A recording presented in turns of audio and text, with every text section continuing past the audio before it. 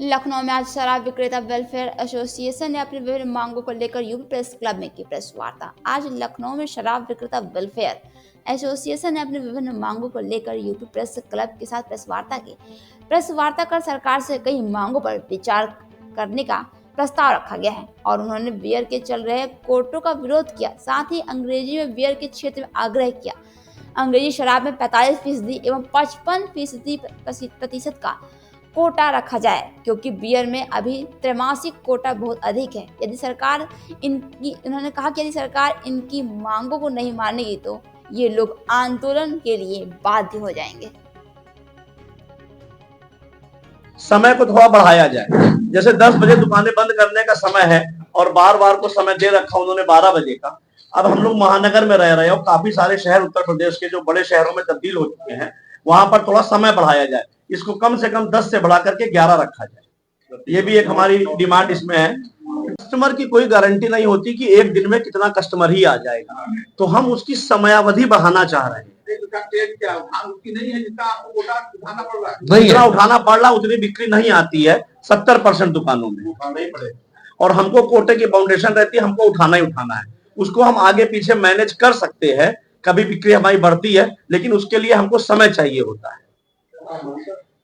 तो जी देखिए, राशन की दुकान में होता है, जैसे अब इसमें ला दिया गया, पहले नहीं था। अंग्रेजी और बियर में कोटा आज से 8 साल पहले कभी नहीं होता था।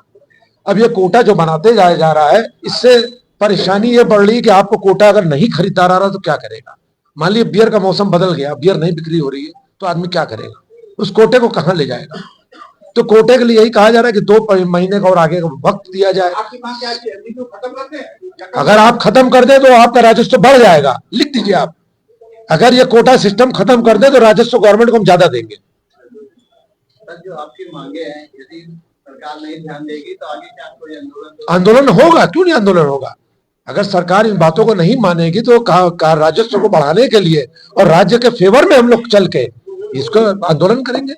जो हम लोग डिमांड कर रहे हैं कि जो विगत वर्षों की बात ही हम लोग की दुकानें रिन्यूअल होती रही हैं, वैसे ही इस बार भी रिन्यूअल कर दी जाए, क्योंकि कोरोना काल में हम लोगों ने बहुत नुकसान झेला है। हम लोग को उस समय की लाइसेंस फीस वगैरह कुछ वापस नहीं हुई है, तो उस नुकसान की भरपाई इतनी जल्दी हो नहीं सकती है, इसलिए से हम लोग नवीनीकरण की मांग कर रहे हैं। दूसरा मुद्दा हमारा मार्जिन का है, तो मार्जिन हम लोग का साल दर साल कम होता जा रहा है। आज से 8 साल 10 साल पहले जो हमको 20% का मार्जिन दिया जा रहा था, वो घट के अब 12-13% रह गया है, जिसमें हमको लाइसेंस फीस भी देनी है, रोज के खर्चे भी करने हैं, दुकान का किराया भी है, जितना भी उसके अंदर इंफ्रा में खर्चा आता है वो सब हमको उसी के अंदर करना होता है। इस वजह से हम लोग बिल्कुल बराबरी पर या कहीं कहीं पर नुकसान पर काम करना पड़ रहा है हमको।